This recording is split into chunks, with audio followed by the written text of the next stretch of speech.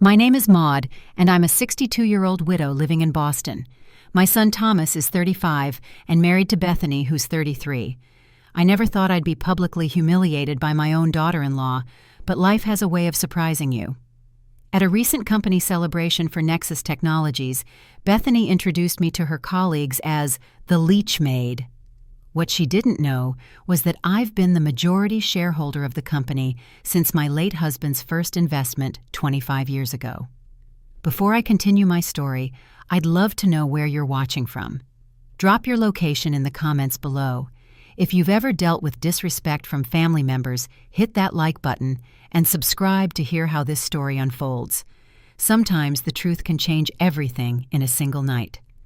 I grew up in a modest middle-class family in Western Massachusetts, the daughter of a high school English teacher and a librarian. Books and education were highly valued in our home, and I followed in my parents' footsteps by pursuing a degree in English literature at Boston University. It was during my junior year that I met Walter at a campus debate on economic policy.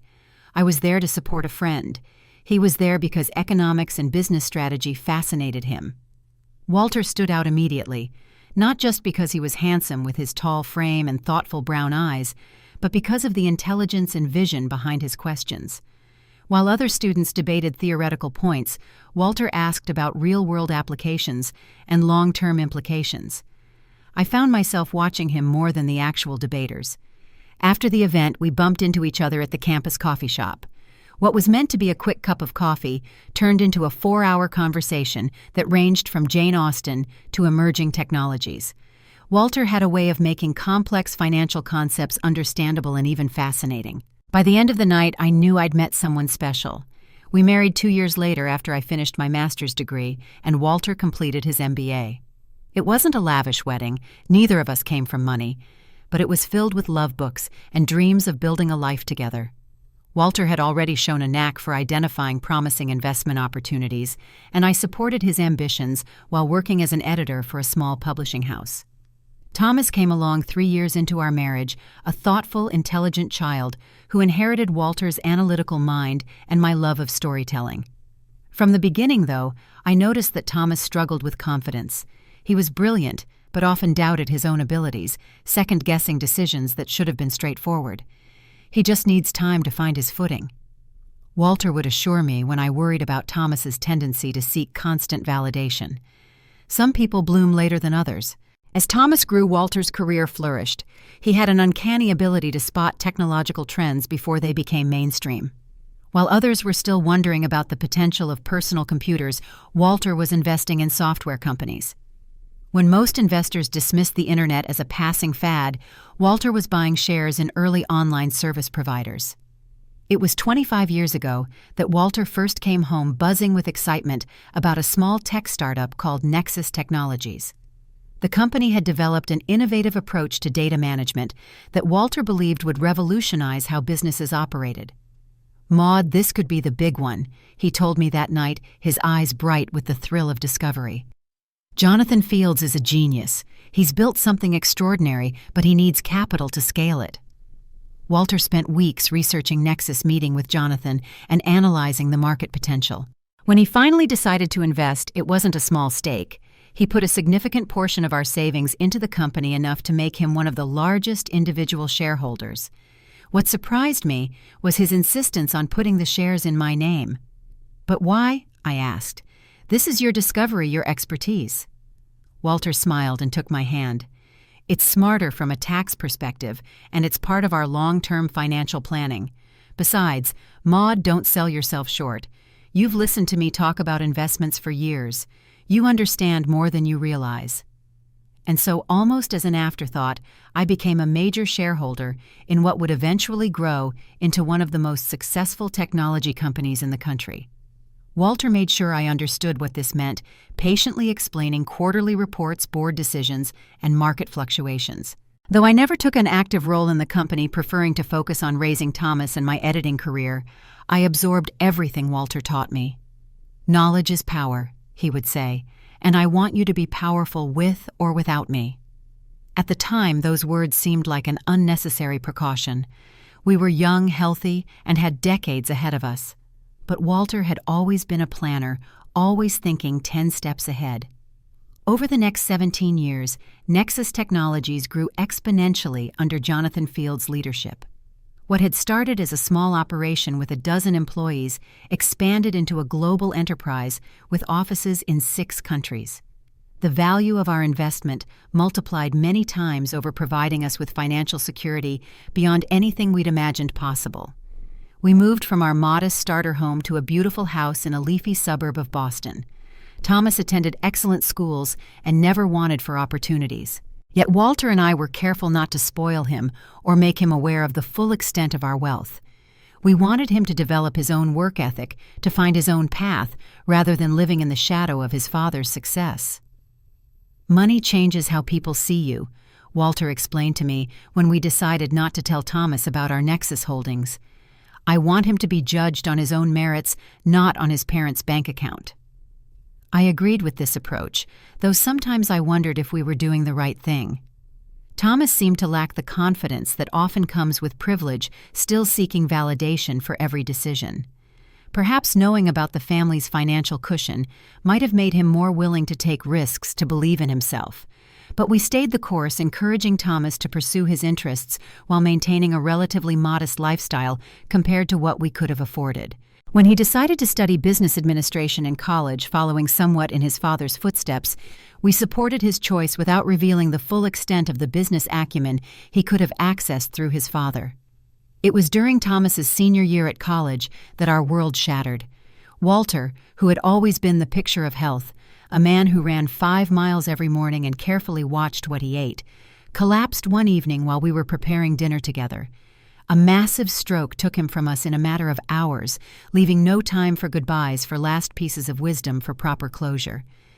I was 54, suddenly a widow, with a 27-year-old son who was just finishing his MBA. The grief was overwhelming, a physical pain that made it difficult to breathe, to think, to function. Thomas and I clung to each other during those dark days, supporting each other through the funeral arrangements, the well-meaning but often painful condolence, visits, the empty silence of the house without Walter's booming laugh. What Thomas didn't know, what Walter and I had never told him, was that he was now the son of one of the wealthiest women in Boston.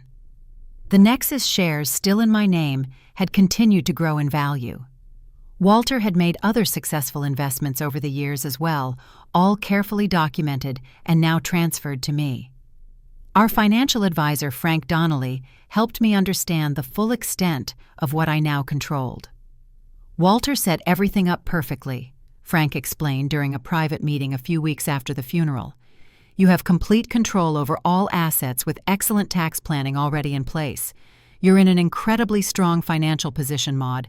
I nodded, feeling a complex mixture of gratitude toward Walter for his foresight and profound sadness that he wouldn't be there to guide our future together. The money meant little without him. "What about Thomas?" I asked. "Should I tell him everything now?" Frank considered this carefully. "That's entirely your decision. But Walter was quite clear about wanting Thomas to establish himself independently first. He left a letter suggesting you might wait until Thomas has been in his career for at least a few years." And so I honored Walter's wishes, keeping the full extent of our wealth private, while supporting Thomas in less obvious ways. When he graduated with his MBA and began looking for jobs, I didn't interfere or make calls on his behalf. This was his journey to make on his own. When Thomas announced he'd secured a mid-level management position at Nexus Technologies, I felt a strange combination of pride and irony. My son had unknowingly chosen to work for the very company in which his mother was the largest individual shareholder. Walter would have appreciated the symmetry of it. "I got it completely on my own merits, Mom," Thomas told me excitedly over dinner, celebrating his new job. They were really impressed with my analysis of their market position compared to competitors. Said I had insight that usually takes years in the industry to develop. I smiled, knowing that he'd likely absorbed more from his father's dinner table conversations than he realized. "Your father would be so proud," I told him truthfully. "He always believed you had a natural talent for business." "I wish he could see this," Thomas said, his eyes momentarily clouding with grief. "Do you think he would approve of the company I chose?" "If only he knew." "I think he would approve completely," I said, hiding a smile behind my wine glass. Nexus has an excellent reputation. I decided to continue Walter's approach, allowing Thomas to make his own way at Nexus without knowledge of my connection to the company. Jonathan Fields, the CEO who had worked closely with Walter over the years, was the only person at Nexus who knew my true position. We kept in touch through occasional private meetings and secure emails where he would update me on company developments and strategic decisions that weren't yet public knowledge. Thomas is doing well, Jonathan mentioned during one such meeting about 6 months after Thomas started at Nexus. He has a sharp mind like Walter, but he's more cautious, less willing to trust his instincts. He's always been that way, I acknowledged. Walter thought he would grow out of it. He might yet, Jonathan said thoughtfully. Sometimes the right influence can help a person discover their confidence. Little did I know that the influence that would soon enter Thomas's life would be anything but right. 6 months after Thomas began working at Nexus Technologies, he called me one evening, his voice animated in a way I hadn't heard since before Walter died. "Mom, I've met someone," he said, the words tumbling out eagerly. "Her name is Bethany Lawrence. She's the marketing director at Nexus, and she's amazing." Over the next few weeks, Thomas could talk of little else besides Bethany, her intelligence, her ambition, her beauty, her sophisticated taste. From his descriptions, she sounded impressive, 30 years old, with an MBA from an elite university, a track record of successful marketing campaigns, and a confident presence that commanded attention. I was happy for Thomas's newfound excitement, but reserved judgment until I could meet this woman who had so captivated my son. That opportunity came a month later at a dinner Thomas arranged at an upscale restaurant downtown, much more expensive than the places he typically chose. Bethany arrived 15 minutes late, making a noticeable entrance in a designer dress that probably cost more than a month of Thomas's salary. She was undeniably beautiful, tall and slender, with perfect blonde hair, striking blue eyes, and the kind of poised confidence that comes from knowing you're the most attractive person in most rooms. "Mrs. Wilson, I've heard so much about you," she said, air-kissing my cheek rather than offering a genuine embrace. Her perfume was expensive, her jewelry tasteful, but clearly high-end. "Thomas just adores you." Throughout dinner, I observed the dynamics between them. Thomas hung on her every word, laughing a bit too loudly at her jokes, agreeing quickly with her opinions. Bethany was charming and articulate, discussing marketing trends and luxury brands with obvious expertise. But I noticed that she asked very few questions about my life or interests, and when Thomas mentioned his childhood or our family traditions, she skillfully redirected the conversation back to work topics or her own accomplishments.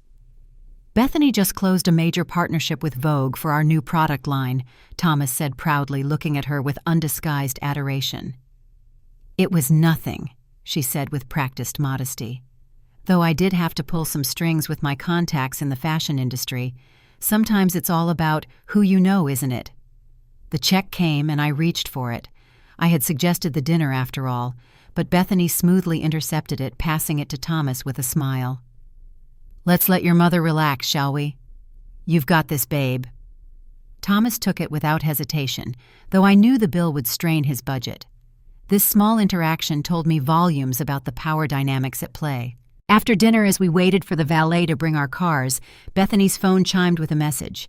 "The girls want us to meet them at Bellini's for drinks," she told Thomas, then glanced at me with a practiced smile. "You don't mind if we cut the evening short, do you, Mrs. Wilson? Work connections, you understand." Before I could respond, Thomas jumped in. "Mom doesn't mind." "Right, Mom. We should go.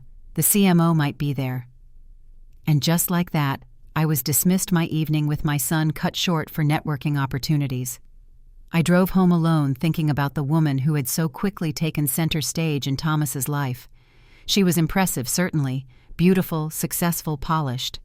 But something about her calculating efficiency, her subtle redirections, and her obvious focus on status left me uneasy. My concerns deepened when just 6 months into their relationship, Thomas announced they were engaged. He showed me the ring, a diamond far larger than I would have expected him to afford. "It's what Bethany wanted," he explained when I expressed surprise at the size. "She has very specific tastes." "It's beautiful," I said carefully. "But Thomas, it seems very expensive. "Are you sure this is within your budget?" He looked slightly uncomfortable. "I've been saving, and I got a small promotion. It's fine, Mom."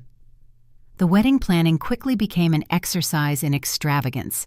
Bethany wanted a destination ceremony at a luxury resort in the Hamptons with hundreds of guests, many of them business connections, rather than close friends or family.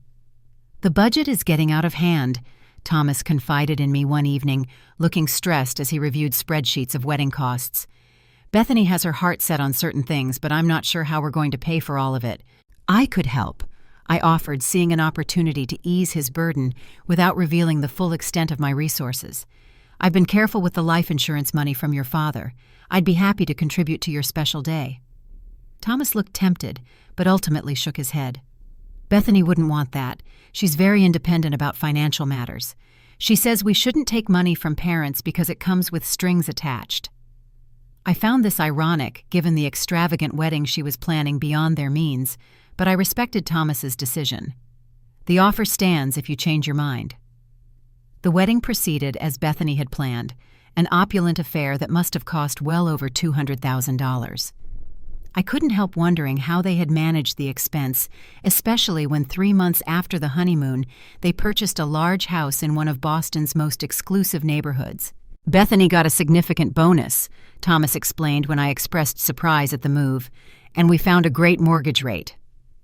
Even with a bonus, the math didn't add up. A house in that neighborhood would require a substantial down payment and a mortgage that would stretch even 2 good tech industry salaries. But Thomas seemed resistant to discussing financial details, changing the subject whenever I broached it. After they moved into their new home, I noticed a subtle but definite change in Bethany's attitude toward me. The polite charm she had maintained during the courtship and wedding planning began to fade, replaced by a cooler, sometimes dismissive manner when Thomas wasn't paying close attention. My invitations to family dinners were frequently declined with vague excuses about work commitments or social obligations. When they did accept, Bethany would often arrive late and leave early, checking her phone throughout the meal and making it clear she had more important places to be. "Bethany's just very focused on advancing her career," Thomas explained after one such dinner where she had left early for a client emergency. "The competition at her level is intense." "I understand ambition," I assured him. "Your father was very driven too, but he always made time for family." Thomas frowned slightly, a defensive edge entering his voice. "Things are different now, Mom. The corporate world moves faster. Bethany's managing major accounts with millions at stake." I let the subject drop, not wanting to create tension, but I worried about the pattern that was emerging. Bethany seemed to be slowly isolating Thomas from me, filling their calendar with networking events and work functions that left little time for family connections. When Thomas missed my birthday dinner because Bethany had already committed them to an important industry event, I realized how successfully she had repositioned me as a secondary priority in my son's life. The Thomas I had raised would never have missed his mother's birthday. This new Thomas, operating under Bethany's influence, sent an expensive flower arrangement with a card I suspected she had selected. I tried not to take it personally, reminding myself that marriage changes relationships and that Thomas was entitled to build his own life.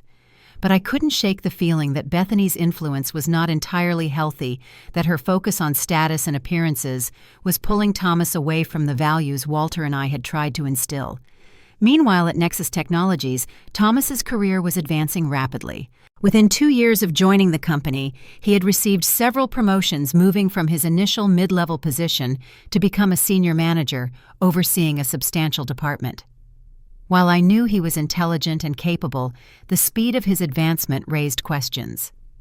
During one of my private updates with Jonathan Fields, I asked about Thomas's rapid rise. "He's good at what he does," Jonathan assured me. "But I'll be honest, Maude, I've kept an eye on him given his connection to you and Walter. I've made sure he has opportunities to prove himself." "You've given him special treatment," I said, a note of disappointment in my voice. "Not exactly," Jonathan clarified. "I've opened doors, but he's had to walk through them on his own merit. He's earned his promotions with solid work. He just might not have been noticed so quickly without a little attention from upstairs." I appreciated Jonathan's honesty, but felt conflicted about this behind-the-scenes assistance. Walter and I had wanted Thomas to succeed entirely on his own, yet I couldn't deny that even in the most meritocratic environments, connections and visibility matter. Perhaps this wasn't so different from the advantages many young professionals receive through family networks. Thomas just didn't know he was benefiting from one. What troubled me more was how Thomas's success at work seemed to coincide with increasing distance in our relationship. Our weekly calls became monthly, then sporadic. Holidays were often abbreviated or rescheduled around Bethany's preferences and commitments. The warm, close relationship we had shared throughout his life, and especially after Walter's death, was cooling in ways that left me increasingly isolated. Then came the health scare that truly revealed the changing dynamics in our family. A routine mammogram detected an abnormality that required a biopsy. While the doctors were optimistic, the procedure required anesthesia, and I would need someone to drive me home afterward. I called Thomas, explaining the situation as calmly as possible, trying not to worry him unnecessarily while making it clear that I needed his support. "Of course I'll be there, Mom," he promised immediately. "Just tell me when." The biopsy was scheduled for a Thursday morning. Thomas called the night before to confirm he would pick me up at 7 a.m., but at 6:45 the next morning, my phone rang. "Mom, I'm so sorry," Thomas said, his voice strained. "Bethany needs me to stand in for her at the quarterly marketing presentation today. Their biggest client is attending, and she's come down with laryngitis. She can't speak above a whisper." "Thomas, I'm having a medical procedure," I reminded him, trying to keep the hurt from my voice. "I need someone to drive me home afterward. The hospital won't release me otherwise." I know, he said, sounding genuinely torn. "But this presentation could mean a huge promotion for Bethany. I've called an Uber for you, and I'll pay for it. And I promise I'll come by this evening to check on you." I sat on the edge of my bed, phone in hand, trying to process what was happening. My son was choosing his wife's career event over his mother's medical procedure. The Uber arrived, and I went to the hospital alone, checking in as a solitary woman in her 60s, among other patients who had family members at their sides. The procedure went well. The abnormality turned out to be benign, but the experience of navigating it alone left me shaken. I took another Uber home, settled on my couch with a cup of tea, and waited for Thomas's evening visit. It never came. Instead, I received a text shortly after 8 p.m. "Sorry, Mom, running late at office. Presentation went great, but now handling follow-up questions. We'll try to stop by tomorrow. Rest up. Love you." I stared at the message, tears welling in my eyes. This wasn't the son I had raised. The Thomas I knew would never have left his mother alone after a medical procedure, regardless of the career opportunity at stake. Walter would have been appalled. The next day brought flowers, but no visit. The day after, Thomas finally appeared, full of apologies and explanations about how crucial the presentation had been, how it had secured a $1 million contract, how Bethany was now being considered for a vice presidency. "I'm glad everything worked out for Bethany," I said quietly. "And I'm relieved the biopsy was benign, though you didn't ask." Thomas had the grace to look ashamed. "I'm sorry, Mom. Bethany did ask me to find out how it went." "Bethany asked you to find out?" I echoed. "But you didn't wonder yourself." "Of course I did," he said quickly. "That's not what I meant. It's just been so hectic with this contract. But there's no excuse. I should have been there for you." As he was leaving, Thomas paused at the door. "By the way, Bethany and I were talking. Have you ever considered moving to a retirement community? Not now, of course, but eventually. There's a really nice one in Cambridge that has all sorts of activities and medical staff on site." I stared at him, stunned. I was 62, in excellent health, apart from the recent scare, completely independent and actively engaged in volunteer work and social activities. "Thomas, I have no interest in a retirement community. My home is here, my friends are here, my life is here." He nodded quickly, backing away from the suggestion. "Just something to think about for the future. Bethany was concerned about you being alone during your procedure. She thought it might be better if you had support systems in place." After he left, I sat for a long time thinking about what had just happened. It was becoming clear that Bethany viewed me as a potential burden, a liability to be managed rather than family to be treasured.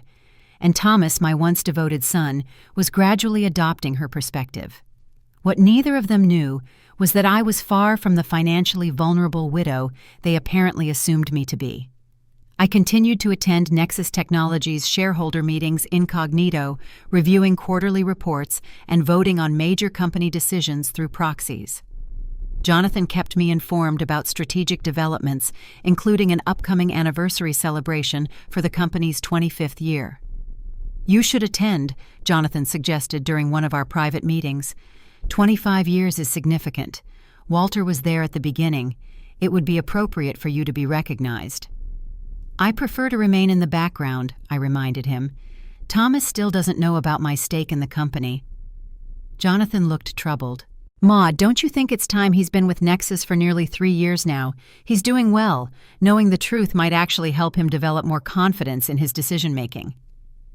I considered this possibility. Perhaps Jonathan was right. Perhaps keeping Thomas in the dark had gone from protecting his independence to unnecessarily perpetuating a deception. But before I could make a decision, Thomas himself provided an unexpected opening. "Mom, Nexus is having its 25th anniversary gala next month," he told me during a rare Sunday visit. "I'd like you to come as my guest. It's going to be quite an event. The whole industry will be there." I was surprised by the invitation, especially when he added, "Bethany thinks it would be good for you to get out more, meet people, and it would mean a lot to me to have you there." Though I suspected Bethany's motives weren't entirely altruistic, I accepted the invitation. Perhaps this would be the appropriate setting to finally reveal the truth about my connection to Nexus Technologies. After 25 years as a silent major shareholder, maybe it was time to step out of the shadows. As Thomas's career at Nexus Technologies advanced, my role as the majority shareholder remained my closely guarded secret. Only Jonathan Fields and a few key members of the board were aware of my position. I continued to attend important shareholder meetings discreetly and stayed informed about the company's strategic direction through private briefings. Meanwhile, the distance between Thomas and me continued to grow. Our once close relationship had become increasingly strained, with Bethany acting as a not-so-subtle gatekeeper to my son's time and attention.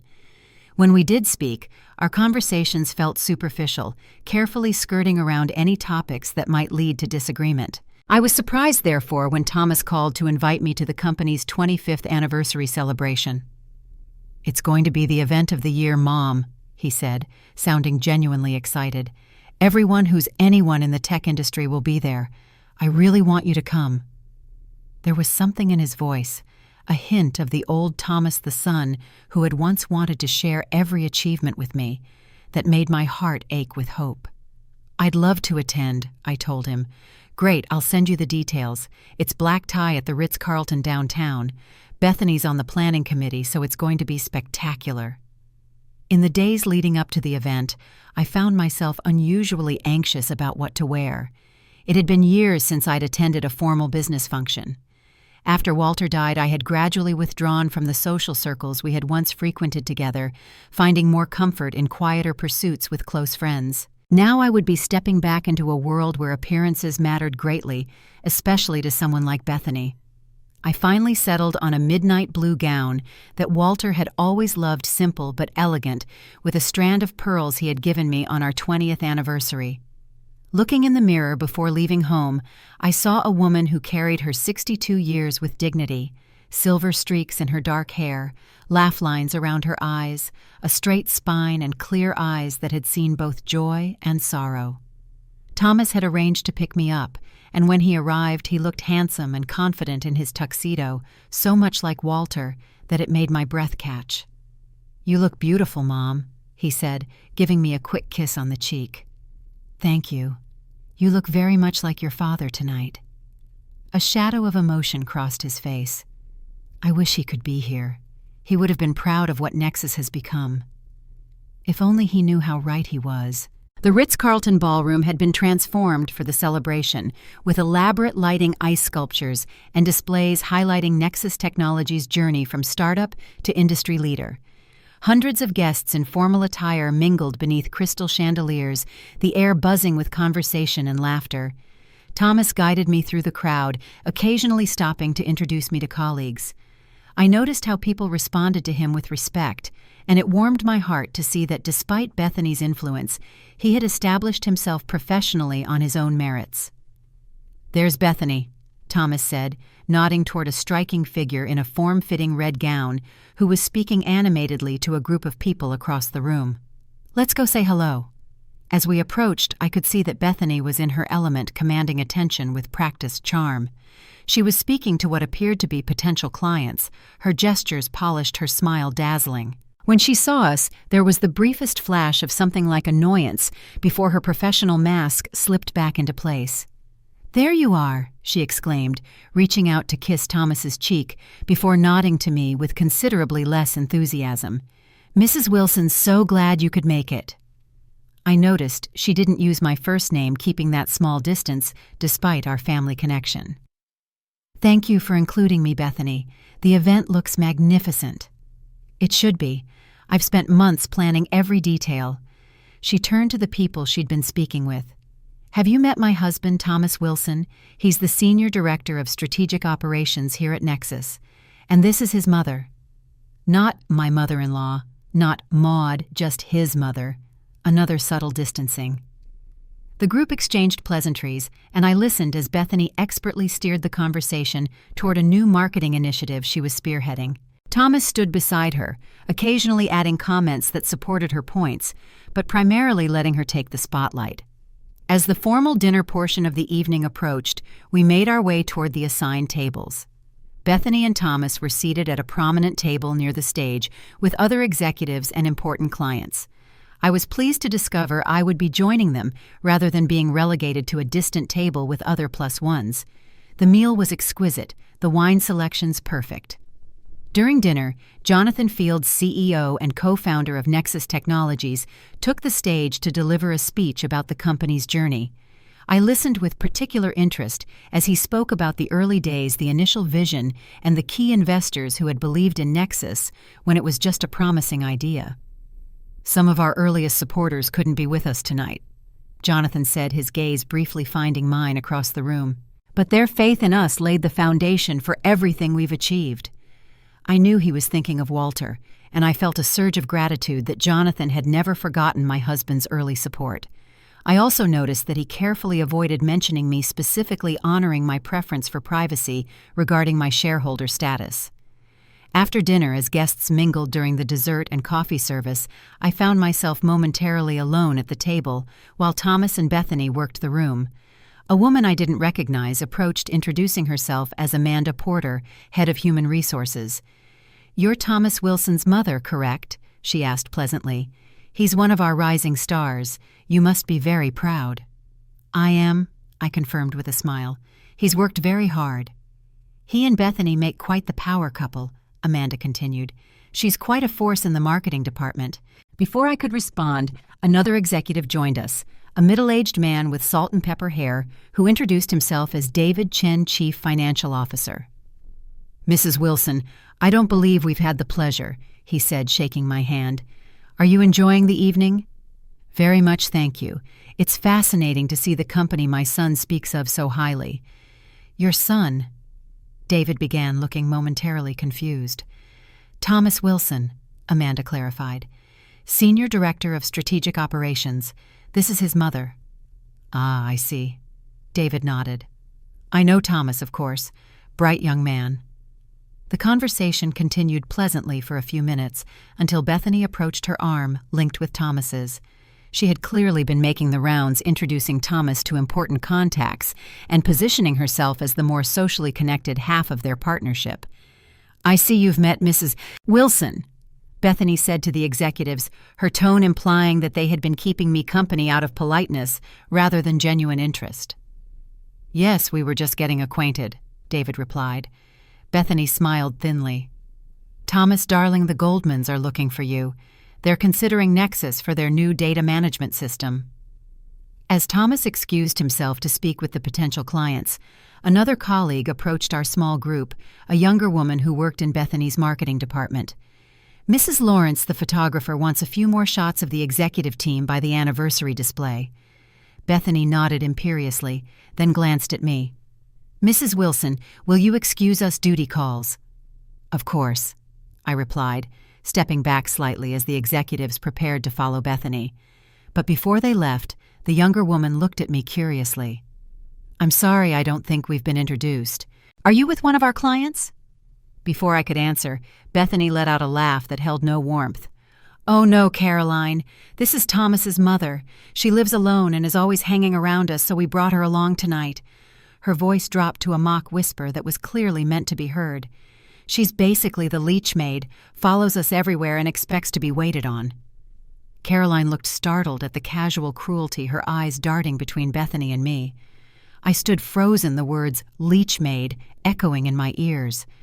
The deliberate humiliation in front of Bethany's colleagues left me momentarily speechless.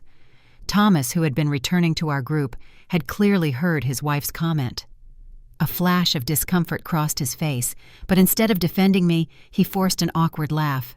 "Bethany's joking, of course," he said weakly. "Mom's been a tremendous support to us."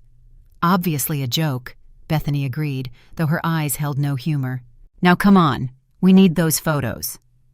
As they walked away, I remained where I was, digesting what had just happened.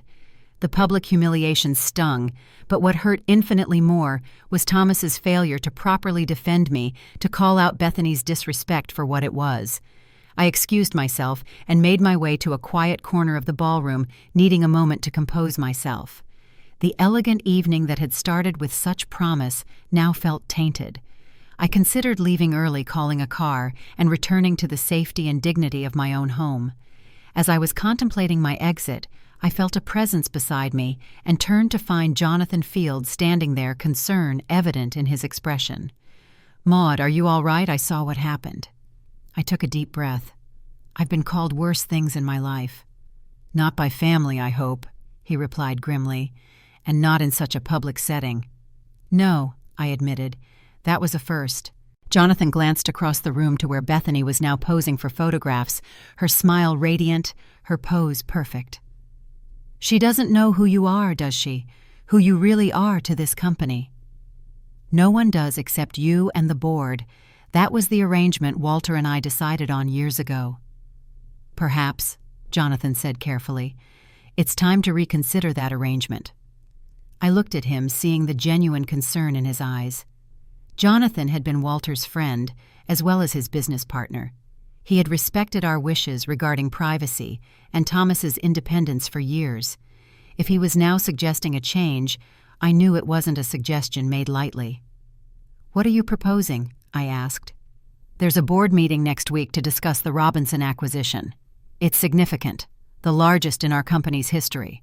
Both Thomas and Bethany will be presenting as their departments are central to the integration plan." He paused.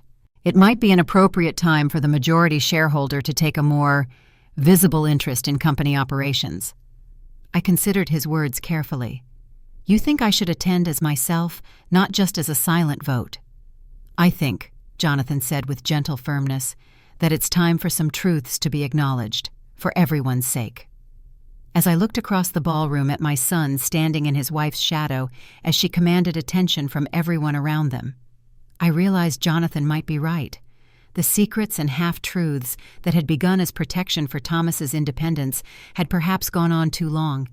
They had allowed a situation to develop where my own son could stand by while I was publicly humiliated. "I'll think about it," I promised Jonathan, and as I watched Bethany holding court completely unaware of who she had just insulted, I found myself wondering how she would react when she discovered that the LEECH maid she so disdained was actually the woman who owned the majority of the company she was so desperate to climb within. After the humiliation at the anniversary gala, I returned home feeling shaken but strangely clear-headed.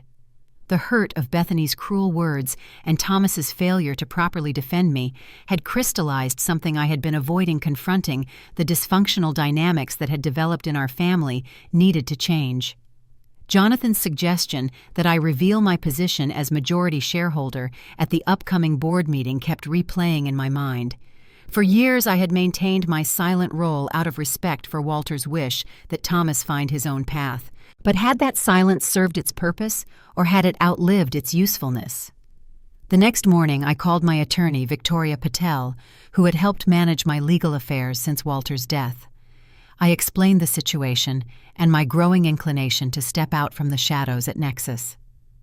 "Legally, there's nothing preventing you from taking a more active role," Victoria confirmed after listening carefully. "The shares are in your name. You've been exercising your voting rights through proxies all these years, but you have every right to do so directly and publicly." "And what about the potential impact on Thomas's position at the company? Could this harm his career?" Victoria considered this thoughtfully. "It could go either way. Some might question whether he's truly earned his position, wondering if his rapid advancement was due to your hidden influence. Others might actually show him more respect, knowing he's the son of the majority owner.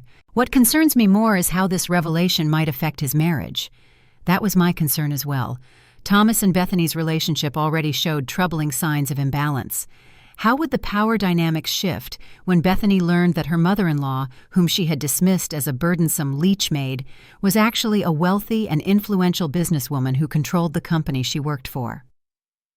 After my conversation with Victoria, I arranged a meeting with my financial advisor, Frank Donnelly, to review my current holdings and understand exactly what leverage I had at Nexus. "You own 37% of Nexus Technologies shares," Frank confirmed, pulling up the data on his computer. "The next largest individual shareholder has about 9%. You're not just a major shareholder, Maud, you're the controlling interest. No significant decision gets made without your approval, even if it's been happening behind the scenes.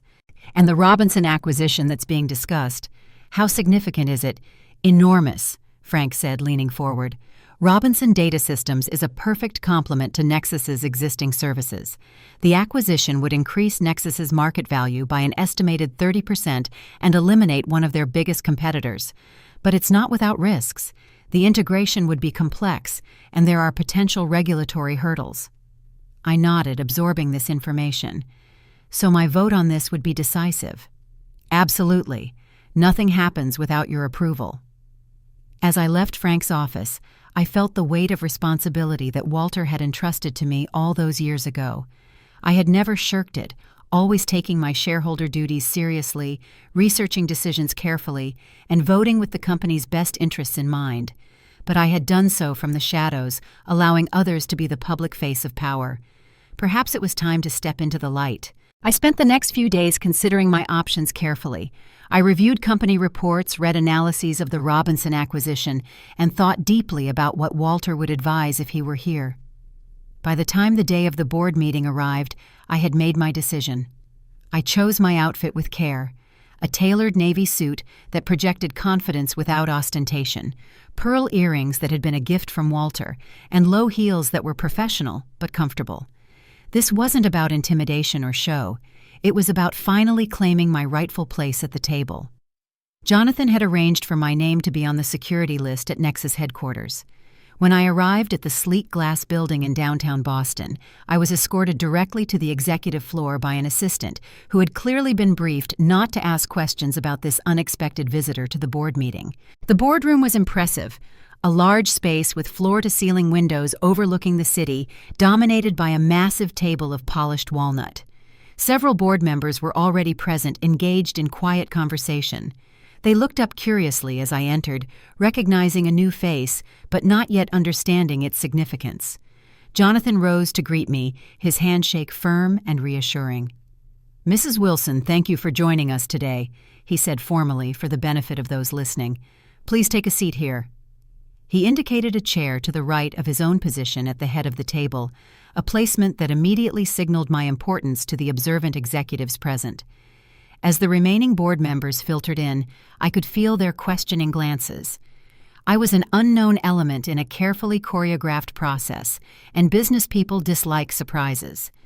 Jonathan made no immediate explanation for my presence, simply proceeding with preliminary matters as people settled in. The door opened again, and Thomas entered carrying a tablet and looking professionally focused. He was so absorbed in reviewing his notes that he didn't notice me until he had taken several steps into the room. When he looked up and saw me seated near the head of the table, his steps faltered, confusion washing over his face. "Mom," he said, his voice betraying his complete bewilderment. "What are you doing here?" Before I could respond, Bethany swept in behind him, immaculately dressed in a designer suit, her blonde hair pulled back in a sleek chignon. She was mid-sentence discussing something with a colleague when she spotted me. Unlike Thomas's genuine confusion, her expression flickered rapidly from surprise to calculation to carefully composed professionalism. "Mrs. Wilson," she said coolly, "this is unexpected. I believe this meeting is restricted to board members and presenting executives." Jonathan stood, commanding the room's attention with his presence. "Mrs. Wilson is here at my specific invitation, and she has every right to be present. In fact, we can't proceed without her." He paused, looking directly at me. "Would you like me to explain, or would you prefer to do so yourself?" The room had gone completely still, all eyes now fixed on me. Thomas looked increasingly concerned, while Bethany's expression had hardened into something wary and defensive. I took a deep breath and rose to my feet, meeting the gaze of everyone around the table before finally settling on my son. "For those who don't know me, my name is Maud Wilson." I began, my voice steady, despite the hammering of my heart. 25 years ago, my late husband Walter Wilson was one of the first investors in Nexus Technologies. He believed in Jonathan's vision when few others did, and he invested a substantial portion of our savings to help launch this company. I could see Thomas's expression shifting from confusion to shock as understanding began to dawn. "What many of you don't know is that Walter placed those initial shares in my name for tax and estate planning purposes. Over the years, as the company grew, we maintained and occasionally increased that investment. Today, I am the majority shareholder of Nexus Technologies with controlling interest of 37%. The boardroom erupted in murmurs. Several board members who had known Walter nodded in recognition, pieces finally falling into place for them. Others looked stunned at this revelation. Thomas had gone pale while Bethany's face had frozen in a mask-like smile that didn't reach her eyes. "I have deliberately maintained a low profile all these years," I continued once the murmurs subsided. "Walter and I believed it was important for our son to establish his own identity and career without the shadow of family ownership. That's why Thomas has never known about my position until this moment." I turned to face Thomas directly. "I'm sorry for the deception, Thomas. Your father and I thought we were doing what was best for you. We wanted you to succeed on your own merits, which you have. I'm incredibly proud of what you've accomplished here." Thomas looked shell-shocked, unable to formulate a response. Bethany, however, had recovered her composure and was clearly reassessing the situation with rapid calculation. "This is quite a surprise, Mrs. Wilson," she said, her voice honey-sweet in a way I had rarely heard her address me. "What an amazing family legacy. Thomas, darling, can you believe it?" Thomas still seemed unable to process the revelation. "Mom, why didn't you tell me all these years?" "There will be time for family discussions later," Jonathan interjected smoothly. "Right now, we have a board meeting to conduct and an important acquisition to discuss." He gestured for everyone to take their seats. "Thomas, Bethany, I believe you both have presentations prepared regarding the Robinson integration plan." The meeting proceeded with an undercurrent of tension. Thomas delivered his portion of the presentation mechanically, clearly struggling to focus while processing the bombshell that had just been dropped. Bethany, in contrast, performed flawlessly, her marketing presentation polished and persuasive, though I noticed her eyes frequently darting in my direction, reassessing me with each glance. Throughout the presentations, I listened attentively, asking pointed questions about integration timelines, potential redundancies, and market positioning post-acquisition. My questions were informed by decades of quietly following the company's operations and Walter's teachings about strategic business thinking. Several board members looked impressed by my grasp of the complex issues at hand. When it came time to vote on proceeding with the acquisition offer, my vote carried the decision. The Robinson deal would move forward with certain conditions I suggested regarding employee retention and integration strategy. As the meeting concluded and people began to file out, Thomas approached me, his expression a mixture of confusion, hurt, and awe. "Mom, we need to talk," he said quietly. "Privately." Bethany quickly materialized at his side. "Yes, we absolutely should discuss this amazing news." She agreed, her tone warm, but her eyes calculating. "Perhaps dinner at our house tonight." "I think Thomas and I need some time alone first," I replied firmly. "But I'm happy to join you both for dinner tomorrow if that works." Bethany's smile tightened almost imperceptibly. "Of course, whatever you think is best."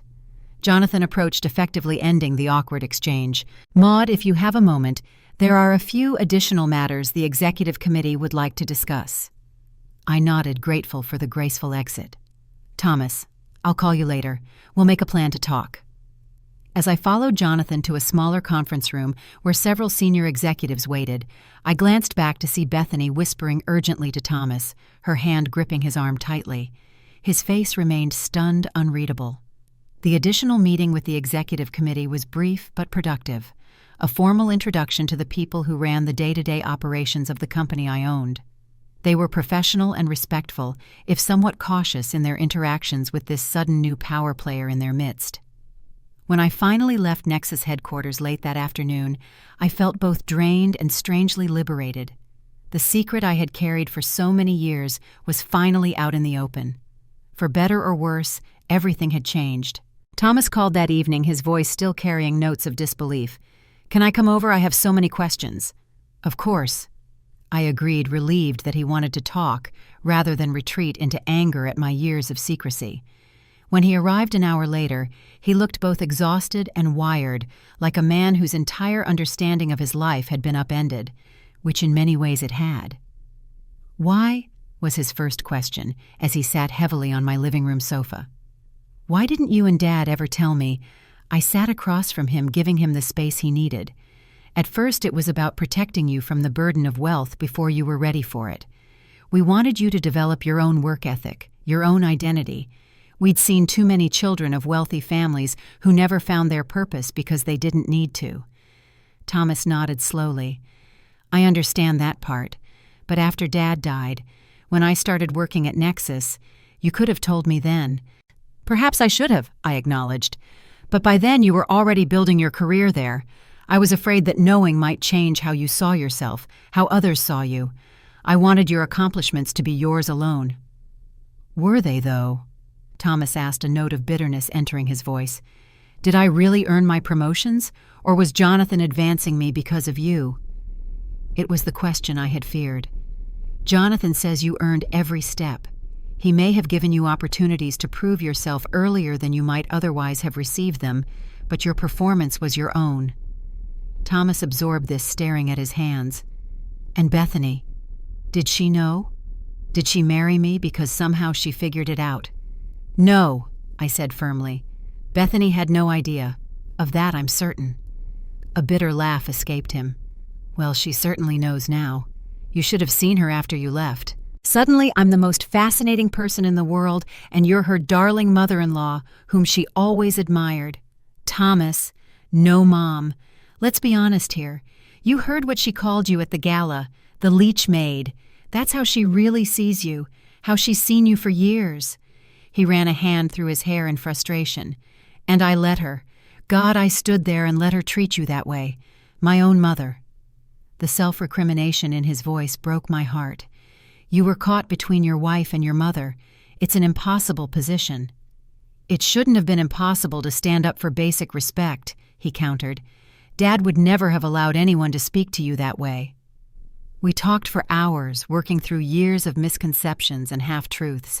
Thomas shared how Bethany had gradually shaped his perceptions, subtly suggesting that I might become financially dependent on them as I aged, that I was lonely and clingy, that healthy boundaries meant limiting my involvement in their lives. "She made it seem reasonable," he said, shaking his head at his own blindness. "Like she was protecting our marriage and helping me grow up. But really, she was isolating me from you." "And now?" I asked gently. "What happens now, Thomas?" He looked up, uncertainty clouding his features. "I don't know. Everything's different now. My job, my marriage, my understanding of our family. It's all shifted." "Not everything," I assured him. "I'm still your mother. I still love you unconditionally. That will never change." As Thomas left that night, I knew we had begun the process of healing our relationship, but the road ahead would not be easy. The revelation of my true financial position had changed more than just how Thomas saw me. It had forced him to confront uncomfortable truths about his marriage and his own choices.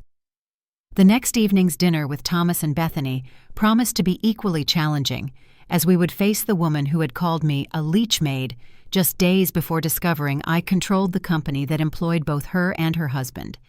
I prepared myself for an evening of facades and false warmth, wondering how Bethany would attempt to rewrite our history now that the power dynamics had so dramatically shifted. The dinner at Thomas and Bethany's house the following evening was an exercise in barely concealed tension. I arrived precisely on time, bringing an expensive bottle of wine that Walter and I had purchased years ago and saved for a special occasion. This wasn't exactly the special occasion we had envisioned, but it seemed fitting somehow to bring a physical reminder of Walter's presence into this pivotal family moment. Their home, which I had visited only a handful of times since they purchased it, was even more impressive than I remembered. The sleek modern architecture, designer furniture, and expensive art pieces spoke of ambition and status consciousness. Looking around with new eyes, I couldn't help wondering how they had actually afforded such luxury on their salaries, considerable as they were for young professionals. Bethany greeted me at the door with an embrace so enthusiastic it bordered on theatrical. "Maud, welcome, welcome. We're so thrilled you could join us tonight." I noticed the immediate use of my first name, a privilege she had rarely extended before yesterday's revelation. "Thank you for having me, Bethany. Your home looks lovely." "Oh, we've made a few changes since you were last here. Let me show you around properly this time." She linked her arm through mine with forced familiarity, guiding me through rooms filled with clearly expensive furnishings. We just had the kitchen renovated. Carrara marble countertops, custom cabinetry. Thomas said the budget was a bit extravagant, but I convinced him quality is an investment. I wondered how many other investments had strained their finances over the years, contributing to the distance Bethany had created between Thomas and me. Had she feared I would question their spending? Or was it simply that I represented a connection to Thomas's more modest upbringing? A reminder that he hadn't always moved in the circles she aspired to join, Thomas appeared from his home office, greeting me with a kiss on the cheek.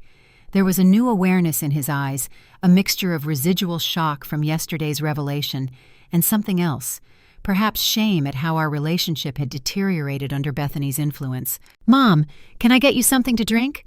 We have that Pinot Noir you like." "That would be lovely. Thank you." I was touched that he still remembered my preference. As Thomas went to open the wine, Bethany guided me to their immaculate living room. "Please make yourself comfortable. I want us to have a real heart-to-heart tonight. There's so much I feel we need to discuss."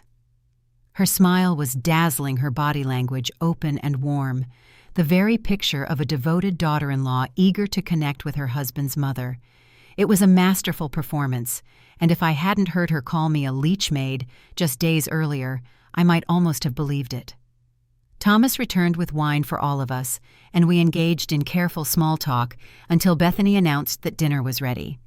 The dining room table was set elaborately with fine china crystal and fresh flowers, clearly an effort to impress. "I hope you don't mind, but I ordered from La Maison," Bethany explained, as she served beautifully plated food that had obviously been prepared by professionals. "With everything happening so suddenly, I didn't have time to cook properly."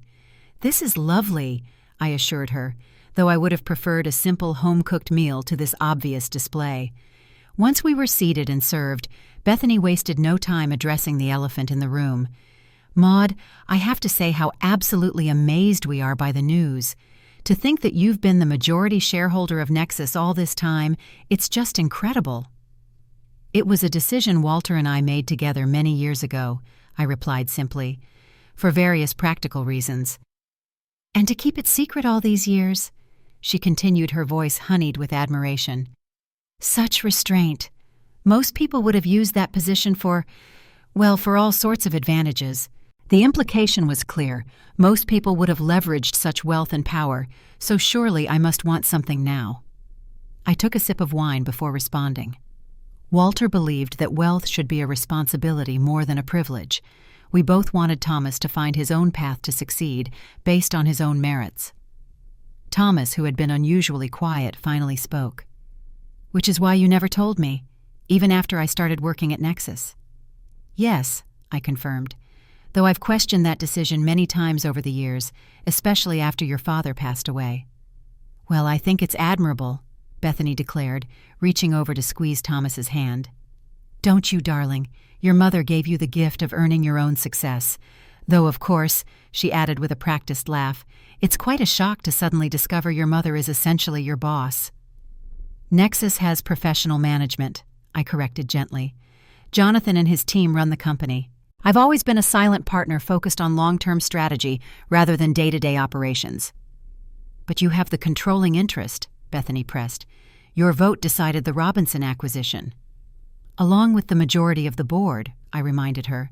I've never used my position to override consensus, only to guide direction when necessary. The conversation continued in this vein throughout dinner, Bethany probing for details about my involvement with Nexus, my overall wealth, my intentions going forward, all couched in expressions of admiration and family closeness that rang hollow after years of being kept at arm's length. Thomas contributed little, watching the exchange between his wife and mother with increasing discomfort. I could see him noting the disconnect between Bethany's current warmth and her previous dismissiveness toward me. After dessert was served, an elaborate chocolate creation that Bethany proudly announced had been featured in Boston Magazine's restaurant issue, she finally made her move. Maud, Thomas and I have been thinking, she began, her voice dropping to an intimate tone. This revelation has made us realize how much we've neglected our family connections. We've been so focused on our careers, on building our lives together, that we haven't given you the attention you deserve. Thomas looked startled, clearly not having been part of any such conversation. We want that to change, Bethany continued smoothly. In fact, we were thinking that perhaps you'd like to downsize from that big house of yours. It must be so much to maintain on your own. I manage quite well, I replied. I have a wonderful housekeeper who comes twice a week. Of course, but still, all that space for one person, she persisted. We were thinking that the pool house here could be converted into a lovely private suite for you. You'd have your independence, but we'd be right here if you needed anything. One big happy family just steps away from each other. I nearly choked on my wine at the audacity of it. Just days ago, this woman had been suggesting I move to a retirement community at age 62. Now that she knew about my wealth, she wanted me in her pool house. The calculation was so transparent, it was almost comical. That's very thoughtful, I said carefully, but I'm quite happy in my home. It's where I lived with Walter, where Thomas grew up. It holds many precious memories. But memories can be preserved in other ways, Bethany countered, not willing to give up easily. Photos, keepsakes, and wouldn't it be wonderful to create new memories together? We could see each other every day, and when you get older and need more help. Bethany, Thomas interrupted, his voice tight with embarrassment. Mom doesn't need to make any decisions about moving right now. I'm only thinking of what's best for the family, Bethany insisted, her expression a perfect mask of concern, especially now that we understand Maud's full situation. My situation hasn't changed, I pointed out. Only your awareness of it has. An awkward silence fell over the table, Bethany's smile freezing slightly at my directness. Thomas cleared his throat uncomfortably. Coffee, anyone? He offered, clearly desperate to change the subject. As Thomas went to prepare coffee, Bethany leaned toward me, lowering her voice conspiratorially. Maud, I feel I need to address the elephant in the room.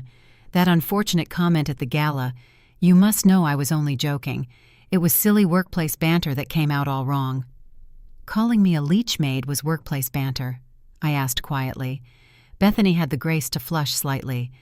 It was a terrible attempt at humor. I was stressed about the event, had too much champagne. I hope you can forgive an unfortunate slip of the tongue. Bethany, I said, meeting her gaze directly. Let's be honest with each other. For years you've worked to minimize my role in Thomas's life. You've canceled plans, made excuses, suggested I was becoming a burden. When I needed Thomas during my health scare, you ensured he prioritized your work event instead. The comment at the gala wasn't a slip. It was a glimpse of how you truly see me. Her carefully composed expression faltered. That's not fair. I've always respected you as Thomas's mother. Respect isn't something that changes overnight based on someone's bank account or social position, I replied. It's consistent even when there's nothing to be gained." Thomas returned with the coffee before Bethany could respond, the conversation shifting to safer topics for the remainder of the evening. But as I prepared to leave, declining Thomas's offer to drive me home, Bethany made one final attempt at damage control. "I do hope you'll think about our offer, Maude," she said, embracing me in another theatrical hug. "Families should be close, supporting each other, especially now that we understand each other better." "I think we do understand each other better now." I agreed, meeting her eyes with quiet certainty. And that's valuable in its own way. In the car driving home, I reflected on the evening's transparent performance. Bethany's sudden transformation from dismissive daughter-in-law to devoted family member wasn't surprising. People often change their behavior when money and power enter the equation. What troubled me more was what this revelation would mean for Thomas's marriage. He had seen his wife pivot instantly from treating his mother with barely concealed disdain to fawning interest once my financial position was revealed. That kind of stark contrast forces a person to question not just one aspect of their relationship, but the foundation of trust and authenticity upon which it's built. I didn't want to be the cause of my son's unhappiness, yet I couldn't help feeling that perhaps this revelation, painful as it was, might ultimately lead him toward greater truth in his life. Sometimes we need to see clearly before we can choose wisely. As I pulled into my driveway, my phone chimed with a text from Thomas. "I'm sorry about tonight. Can we talk tomorrow? Just us?" "Of course," I replied. "Come for lunch. I'll make your father's favorite pasta." It was a small offering, but a meaningful one. A return to authenticity, to the simple family connections that had nothing to do with status or advantage and everything to do with love. The 6 months following the revelation at the board meeting brought changes more profound than I could have anticipated. The carefully constructed facades in our family began to crumble, revealing truths that had long been hidden beneath polite pretenses and calculated manipulations. Thomas came for lunch the day after our awkward dinner at his house, arriving with shadows under his eyes that spoke of a sleepless night. We sat in the kitchen where he had spent his childhood eating Walter's favorite pasta recipe and talking with an honesty we hadn't shared in years. "I feel like I've been living in some kind of alternate reality," Thomas confessed, pushing pasta around his plate. "Like everything I thought I knew has been turned upside down." "Not everything," I assured him. "Your accomplishments at Nexus are real. Your intelligence, your work ethic, those are all yours, Thomas." "But my marriage," he trailed off, then looked up with pained clarity in his eyes. "The way Bethany changed overnight after finding out about your position. It was like watching someone put on a completely different personality." People often reveal their true priorities when circumstances change unexpectedly. I said carefully, not wanting to criticize his wife directly, but unwilling to pretend I hadn't seen the obvious transformation. "She spent the entire night after you left researching you and Dad online," Thomas continued, "looking up old business records trying to estimate your net worth. When she found articles about Dad's early investment in Nexus, she started making all these plans. How we could strengthen family bonds, how she could help you manage your assets. This from a woman who last month suggested you might need to move to a retirement community to avoid becoming a burden on us." The hurt in his voice was palpable, and my heart ached for him. Discovering your partner's true nature is painful under any circumstances, but to have it revealed through their treatment of your mother adds another layer of betrayal. "What will you do?" I asked gently. Thomas shook his head. "I don't know yet, but I can't unsee what I've seen. And I can't forget how she's treated you all these years, or how I let it happen." In the weeks that followed, Bethany launched a campaign to rehabilitate her relationship with me that was as transparent as it was desperate. There were invitations to lunch at exclusive restaurants, suggestions that I join her at charity events frequented by Boston's elite, even a membership to her exclusive spa, Gifted, in my name. I accepted some invitations and politely declined others, maintaining a cordial but careful distance. During our interactions, Bethany was unfailingly attentive, asking detailed questions about Walter's early investment strategies and my involvement with Nexus over the years. She seemed particularly interested in whether I had plans to restructure the family's assets or take a more public role at the company. "You really should consider joining the board officially," she suggested during one lunch. "Someone with your ownership stake should have a formal voice in governance. I'd be happy to help prepare you for the role. I know everyone in senior leadership." The irony wasn't lost on me. The woman who had dismissed me as an aging, clingy mother-in-law now positioning herself as my mentor and guide to corporate leadership. Meanwhile, at Nexus Technologies, my more visible role as majority shareholder created ripples throughout the organization. Jonathan and I established a regular meeting schedule where he would brief me on major initiatives and strategic decisions. I began attending quarterly earnings calls and key client events, no longer hiding my connection to the company. The business press picked up the story of the secret owner of Nexus Technologies, with several financial publications requesting interviews about my decades of silent ownership. I declined most, but gave one thoughtful conversation to the Wall Street Journal, explaining Walter's vision for the company and our philosophy about allowing our son to establish his own career path. Thomas continued his work at Nexus, though his position had inevitably become more complicated. Some colleagues who had previously treated him as just another executive now approached him with a deference that made him uncomfortable. Others questioned whether his rapid rise had been entirely merit-based. Through it all, he maintained a professional demeanor, focusing on the Robinson acquisition integration that was now his primary responsibility. At home, however, his marriage was unraveling.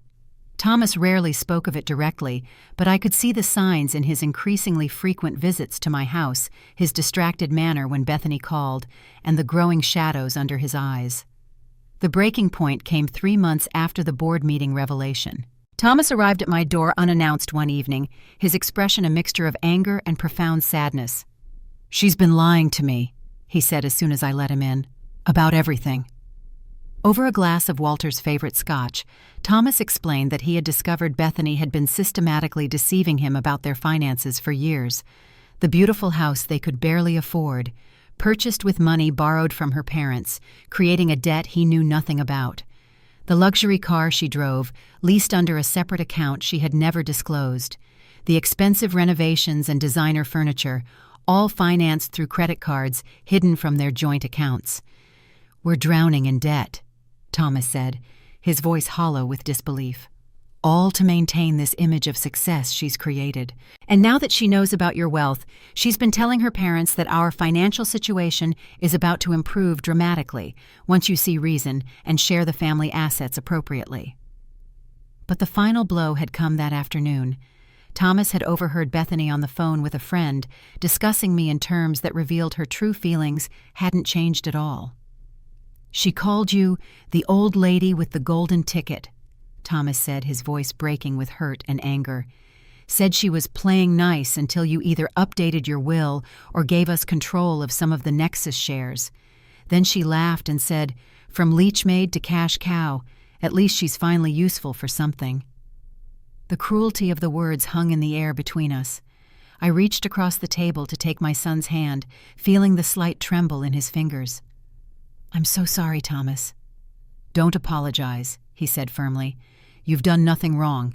I'm the one who should be sorry, for not seeing her clearly sooner, for letting her treat you the way she did, for being so blind." "We see what we want to see in those we love," I said gently. "There's no shame in that." Thomas stayed in my guest room that night and many nights that followed. Within a month, he had moved out of the house he shared with Bethany and filed for separation. The divorce proceedings that followed were contentious, with Bethany fighting for a settlement that reflected what she called the family's true assets, attempting to include my Nexus holdings as part of the marital property to be divided. Her claims were legally baseless, as my assets had never been commingled with their marriage, but the attempt revealed the extent of her calculations. The court eventually awarded her a settlement based solely on Thomas's actual income and their joint assets, much to her obvious disappointment. Throughout this difficult period, I was careful not to interfere or push Thomas in any particular direction. This was his marriage, his life, and his decision to make. I supported him with love and a place to stay when he needed it, but the choices were his alone. At Nexus, I gradually took on a more active role working with Jonathan to develop a corporate giving program that focused on